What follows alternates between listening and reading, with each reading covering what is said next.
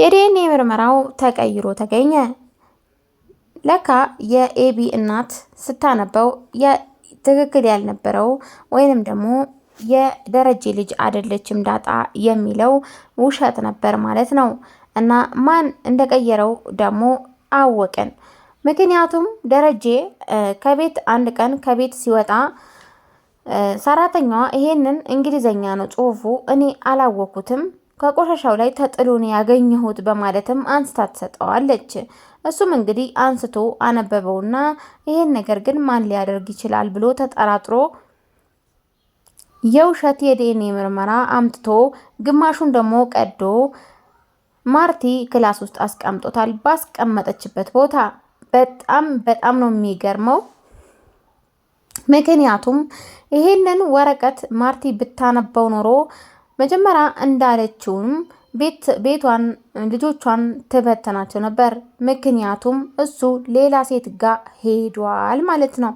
እና በጣም ነው የሚገርመው የደረጀ ስራ ማለት ነው። በጣም ብልህና በጣም አስተዋይ ነው እሱ ራሱ። ምክንያቱም ልጆቹን ቤቱን እንዲሁም ደግሞ ትዳሩን መበተን ስለማይፈልግ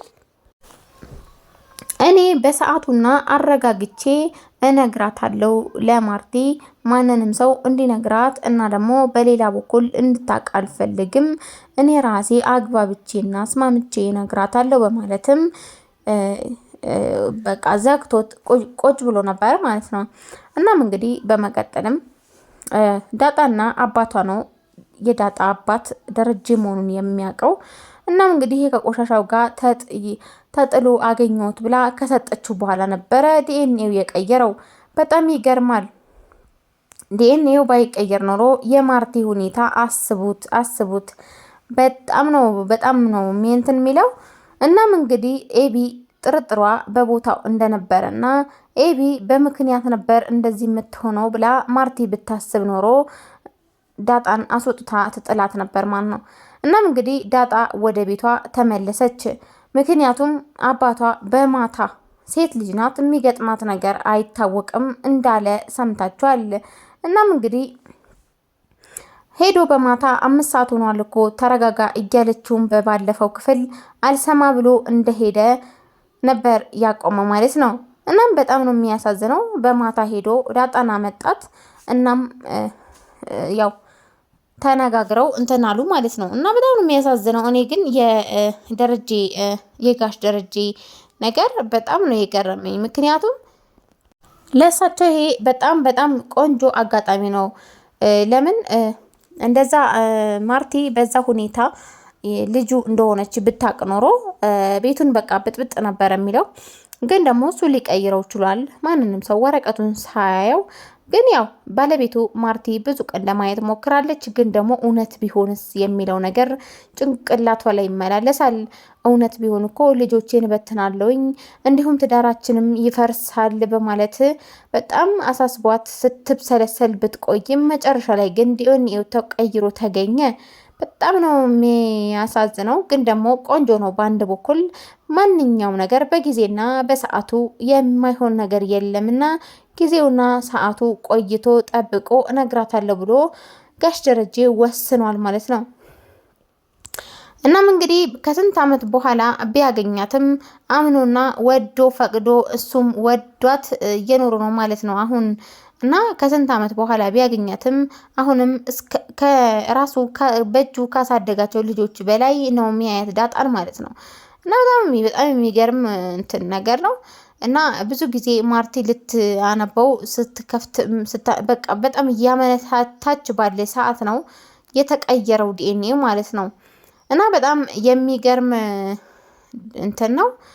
ምክንያቱም ድራማ ቢሆንም እናንተ የምታስቡት ነገር አለ። ያው ቤት አንድ ጊዜ አንድ ሰው ሊሳሳት ይችላል እና ደግሞ ፈልገውም ይሁን ሳይፈልግ ማለት ነው። እና ያው እንግዲህ በምን ሁኔታ ላይ እንደነበረ አይታወቅም። ግን ደግሞ ማርቲ ይቅር አትለውም ነበረ። ምንም ብታከብረውም በጣም ነው የምትወደው። ባይዘይ ማርቲ ለባሏ በጣም ክብር አላት። በጣም ነው የምታከብረው እና ምንም ብታከብረውም ብትንከባከበውም በፍጹም ይሄ ሌላ ቦታ ሄዶ ልጅ አለው የሚለው ነገር ማንኛውም ሴት አይቀበልምና ጥሩ አትሆንም ነበር ማለት ነው። ግን ደግሞ ያው ጋሽ ደረጀ በጣም ብልህና አስተዋይ ሴት ናቸው፣ ወንድ ናቸው እና ደግሞ በጣም ደግሞ ጎበዝና ታታሪ አባት ናቸውም ደግሞ እና ለልጆቻቸው የማያደርጉት ነገር የለም ለልጃቸው ማለት ነው። ኤቢ ግን ሁሌ በቃ ችግር እየፈጠረች ትገኛለች። ሁሌ በቃ እንትን እያለች ነው ማለት ነው። ግን ደግሞ አባቷ እቺን ራሴ የጋለ ብረት ይመስል እሰራላታለሁ፣ አሳያታለሁ። አሁን ግን ልጄ ላግኝ ብሎ ከወጣ በኋላ ዳጣን ይዞ ወደ ቤት ተመልሷል። በጣም ነው የሚገርመው። ኤቢ ግን በዚህ ሁኔታቸው ምንም ደስ አላላትም። በጣም ነው የተናደደችው። በጣም ነው የከፋት ማለት ነው። እንዴት ተመልሶ ደግሞ በ5 ሰዓት መሄዳቸው በጣም ነው ያናደዳት። ደግሞ ዳጣ ድጋሚ ወደ ቤት ተመልሳ ከነሱ ጋር እየኖረች መሆኑን ስታውቅ በጣም ነው የተናደደችው ማለት ነው። በጣም በሚገርም ሁኔታ ማንንም ሰው እውነቱን ተደብቆ ባይቀርም ጋሽ ደረጀ ግን በጊዜውና በሰዓቱ እነግራታለሁ ለባለቤቴ ብለው ቁጭ ብለዋል ማለት ነው። ጋሽ ደረጀ አሁን በአሁን ምን ታወቀ ብለው ቢደነግጡም ማርቲ ደግሞ አሁን በአሁን ምን ተፈጠረ ብላ ትደነግጣለች። ምክንያቱም ስጋት አላት። ኤቢ ደጋግማ ዳጣ ውሃን ትመስላለች፣ ውሃ ደግሞ አባዬን ነው የምትመስለው በማለት ሁሌ ስለምትነግራት ፍርሃት ውስጧ ላይ አለ። ምክንያቱም እቺ ልጅ የእሱ ልጅ ትሆን እንዴ ብላ ግን ደግሞ አረ የፈጣሪ ጆሮ ይደፈን፣ በፍጹም ደሬ እንደዚህ አያደርግም በማለትም ትከራከር ውስጧ እያመነታታች ትገኛለች። በጣም ነው የሚያሳዝነው ፋሚሊዎች። ከዚህ የምንማረው ነገር ቢኖር አንድ ሰው ምንም አይነት ሁኔታ ላይ ቢሆን ያለፈ ህይወቱን እንዳይረብሽበት በጣም እየታገለ ይገኛል ጋሽ ደረጀ ማለት ነው።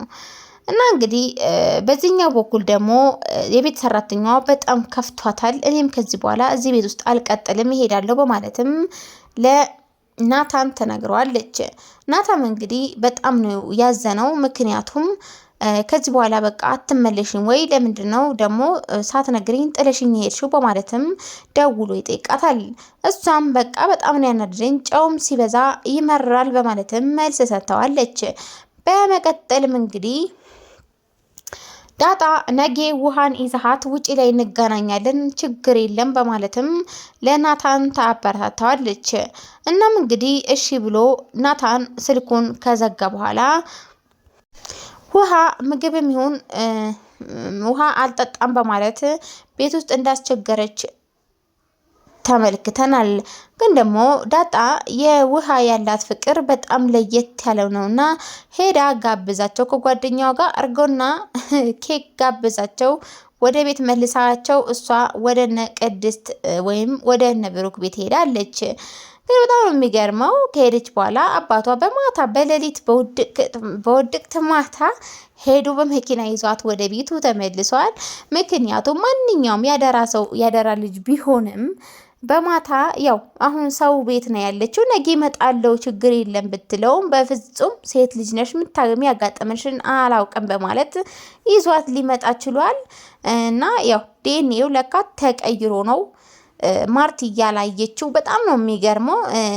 ያው ኤቢ ግን ጥርጥሯ ልክ ነበረ። ግን ያው መጨረሻ ላይ ኤቢንም ውሸታም አስብሏታል። ሰላም ጤና ይስጥልኝ ውድና የተከበራችሁ አድማጭ ተመልካቾቻችን እንዴት ናችሁ? ደህና ናችሁ ወይ? እኔ ያለው አልሐምዱሊላህ። በያላችሁበት ስፍራ ሰላማችሁ ብዝት ትርፍ ይበልልኝ። ስለምትከታተሉኝ ስለምታበረታቱኝ ከልብ አመሰግናለሁኝ። አሁንም ማበረታታችሁን እንዳትዘነጉ ማለት ነው። እናም እንግዲህ የምለቃቸው ቪዲዮዎች ቶሎ እንዲደርሳችሁ የደውል ምልክቷ ማጥቆራችሁን አትርሱ። እንዲሁም ደግሞ ሀሳብ አስተያየት ካላችሁ ኮሜንት ላይ አስፍሩልኝ። ስለምትከታተሉኝ ስለምትአበረታቱኝ አይዞሽ በርቺ ጠንክሪ ወደፊት የምትሉኝ ከልብ ነው የማመሰግነው። ቪዲዮ እስከ መጨረሻው እስከ ፍጻሜው ድረስ